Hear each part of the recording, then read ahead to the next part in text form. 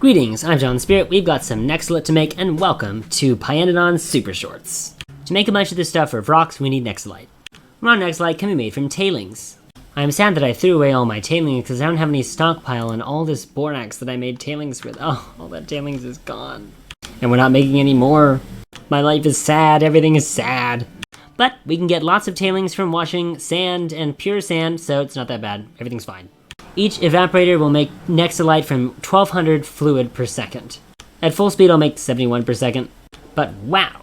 To make 1 Nexalite per second we need 24.44 washers each, so we're not going to make that much Nexalite per second, friends. It's fine, I think I'll just make 6 washers each, and an evaporator, 1 more washer, and an advanced foundry to smelt it all. Oh no, I need so many soil extractors. And oodles of pupjacks.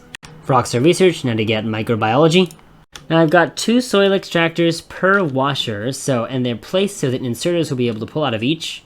Well, I'm going to need a few more inserters than I thought I would, so I'm pulling them slightly farther away so I can use chutes instead. 2 pupjacks will supply these 6 washers, 1 pupjack each for each of the soil extractors, and honestly, this is where I'm going to pause. It is a big system. I like it though, it looks pretty. I need 2 inserters each for the soil to sand washers. One problem, an immense amount of pure sand, so much that 1 burner won't actually be able to handle it all. I'm basically going to need 3 burners, so I'll just slap a burner on every one of the sands. My production and consumption statistics tell me I am making more coke than I'm using, by the way, so I'm going to use coke to fuel all these burners. Also, I am now going to research genetics. My research keeps stopping because right now I don't have enough raw coal going into this destructive utilization column, so I'm going to use a requester instead. Anyway, I'm now pouring all my tailings into this evaporator. I can afford to splurge a little bit on a filter inserter to pull out the tailings dust on one side and the raw Nexalit on the other. The tailings dust will go to this burner, which should be able to handle it, and the Nexalite will create clean Nexalite and extra tailings, with the help of another pump jack placed in a monstrous area. What a strange system we have here, really. And now we've got Nexalite in the making, how exciting! Honestly, it'd be easier to replicate this system than to try and add the other 6 washers and somehow route everything back over here, so... well, it's just liquid, so I guess it could be doable, but I'm gonna do that later. I just need Nexalite now, because I want to make myself a vrauk, but for that I need a creature chamber. To make a creature chamber, I need, guess what, Nexalite, although I also need plastic. So while we wait for genetics, because we need the gene lab, let's make some plastic.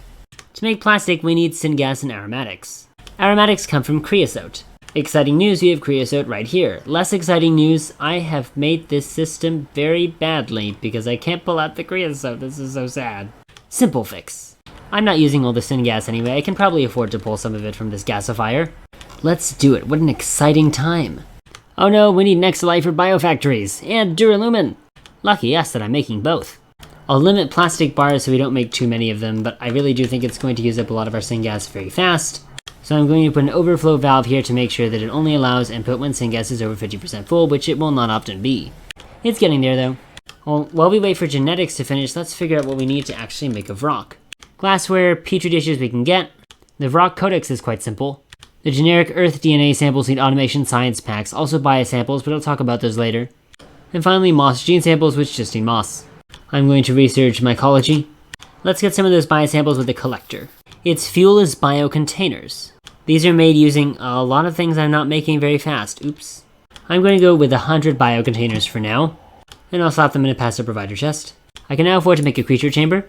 Still waiting on the plastic for a gene lab. I think we'll start animal farming right here. Turns out the problem for plastic is now missing tar. Oops. I really did think I was making enough. I really did. Am I sinkholing it somewhere? Nope, nowhere. Simply could not tell you where it's all going. Thankfully, I have just enough plastic for a gene lab.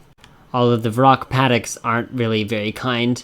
It might be time to find an alternative source of tar for this system. I could go back to the old small parts and drilling fluid, but that would be a whole project of its own. Hopefully things are fixed up by the time we need to get a vrauk paddock. To collect glassware for my vrauks, I've temporarily removed glassware from my requester chest here. I'm also making a data array, so now I can make these generic Earth DNA samples. Next research, Fawogi. I'm making our 3 moss gene samples now, making a vrauk codex, and it is time for our vrauk, which will take 300 seconds. I guess it really is time to make a vrauk paddock. Luckily, we've got the plastic for it. I'm going to start with 1 vrauk paddock. There are complicated ways to get vrauk food and improve our vrauk output.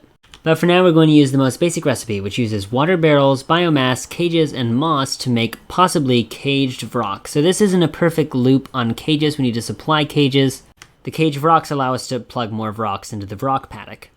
The cages unfortunately do require titanium and solder, which requires lead.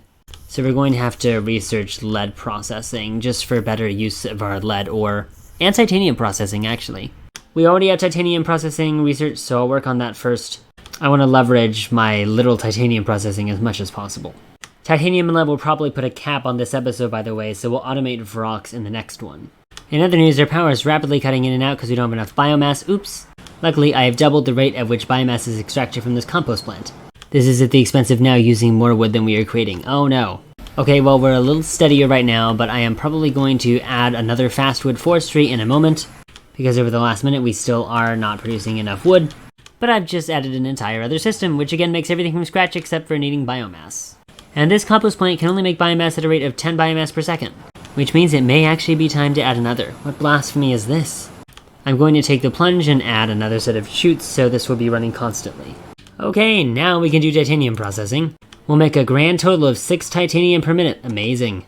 Unfortunately, compared to the magnitude of a cage's requirements, that's not very much. That's about 1 cage per minute, which isn't pretty. So we might need to drastically expand our acetylene, which will mean, again, drastically expanding coke production, which is known in the language of my people as a large oof. But we will work it out. We'll need 2 automated screeners, a jaw crusher, and a secondary crusher. Also a washer for the gravel. Lead is so much simpler. One day, we'll have coke processing too, with green science, and we'll be able to make more coke with less coal. For now, back to Fuogi. It's unfortunate just how much acetylene is wasted on lead ore. So much acetylene. I honestly don't even know what all the things in my base are that are using coke, so I have no idea if this coke system is enough to supply all the coke. But you can always check by using production statistics. I can search coke, and it looks like I'm producing more than I'm making by about, let's see, 60 or more per minute, which gives me 1 extra coke per second to use. So if I really wanted to, I could double my acetylene production. And I could do this as simply as by making another gasifier and high pressure furnace. Although it seems like these calculations indicate I can get roughly, a good ratio of titanium to lead. That's about the ratio we need for a cage. It's 5 titanium to 4 lead. All with only 10 acetylene per second. Good news, everyone, we are not dead. And I am now researching rubber. My first automated screener will crush titanium ore to titanium grade 1 and titanium grade 2. I'll filter titanium grade 2 to the right into this jaw crusher, which will produce stone and titanium grade 1. This filter will pull off stone to the right and shoot it into a passive provider chest with later space for a splitter and furnace, just in case. The titanium grade 1 will all go into this automated screener, making titanium grade 3 and titanium rejects. Titanium rejects can also get turned into titanium grade 3 with a secondary crusher. We'll output priority those titanium rejects, filter this output splitter on gravel, pump the gravel into this chute into a washer, making saline water that I will immediately sinkhole, and finally advance foundry all of the titanium. Now we have titanium ore pouring into this automated screener, because I've hooked it up all up to acetylene. We've got titanium grade 1 going into the automated screener, and the jaw crusher is getting more of it, and we got our rejects working, and assuming my calculations are correct, we'll get about 15 titanium per minute. And we have our first 10 titanium. Time for the next thing. Lead can be automated screenered into lead grade 1, which can then be smelted into lead plates. I have it pretty simply. The electric mining drills are pouring lead directly into this automated screener. Chutes are going to pull out into this lead plate smelter, and everything will be fine and dandy, and we'll get lots of lead plates. Thus, we are almost ready to automate cages. Unless I do tin processing, my last project for this episode will be to smelt the smelter with syngas instead of coal gas. Coal gas is going into this gasifier, the tar is coming out, wrapping around into this gasifier to make tar, to make more coal gas. That coal gas is also wrapping around in another of its own loop. This is just wonderful pipe spaghetti. I'm getting water from over here to fuel the syngas and making pressurized air right here and venting the flue gas as usual. And then another random thing I'm going to do is I'm actually going to make rich clay. Rich clay will be an ingredient in future science and circuit recipes, I believe, so I'm just going to stockpile some of it. Although I suppose you know what they say about stockpiling. Anyway, it turns out the syngas is working way better than coal gas for fueling the system. Well, what did I expect? How wonderful. So we have much faster duralumin production. It's time for tin. Seeing as I'm making, all this extra steam, I think I could do to barrel it up and send it places. Oh no. Never mind, you can't really barrel up steam and send it places. Big sad, big sad. I could try piping it up all the way to the tin, but it's so far, it's so far. Here's what we're going to do. It looks like we are slowly clogging up on coal dust and crushed coal and stuff, so even though the amount is marginal, I'm going to shove it all into a passive provider chest. Let me actually use a burner inserter for that. To make 1 steam per second will require 1 exact boiler. To that end, I'm just going to completely remove a boiler and also the steam engines that apply to it.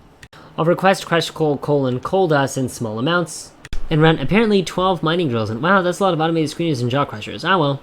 Rubber is finished, by the way, which means we might be able to make better transport belts soon, although I haven't really seen a need yet. Anyway, let's research our wogs. We need to use 12 electric mining drills, so I'm just going to take 4 and supply them to each automated screener and jaw crusher. A automated screener will take tin ore and turn it into tin grade 1 and tin grade 2. I'll pull out tin grade 1 with a filter inserter, and this other inserter will smartly put the tin grade 2 into this jaw crusher, which will produce tin grade 1 in stone. A chute will pull out, and I'm going to filter stone as the output priority for this splitter on the left, and the same for the other ones. You can see I've done some splitter shenanigans to make sure all of the stone ends up combining into one set and into this passive provider chest, because I'm, again, probably not going to smelt it into stone bricks for now. Tin ore I'll pull out of these 3 advanced foundries and split them all into this passive provider chest. And now everything is hooked up and running. I have pipes to connect all the steam to all the electric mining drills, and they should all be making me tons of tin. Which means we have everything we need to automate cages. Hurrah! With the power of cages in our hand, vrauks are not going to be that bad to automate. Once we automate the cages, that is, and solder is going to require, well, we can do it more cheaply using molten solder so that I use less lead, but that requires tar. I'm thinking of just setting up a constant tar production system. But that's a little easier said than done when 100 tar will require 3.5 iron plates per second, which, as you know, requires almost over 1.3 borax per second. But I mean, well, it's not impossible. And eventually I can get borax from water invertebrates. You know, I might just keep destructive distillating wood for a while. We'll figure it out. Ultimately, we don't really need that many vrauks. They're mostly used for C18A, which is mostly used for making animals. So we'll figure it out in the next episode. I'll get back to you guys with real information soon. Also, I'm researching Kikal. For now, that's it for today's episode. As always, if you have any feedback, I'd love to hear it. I hope you enjoyed, and God bless you all.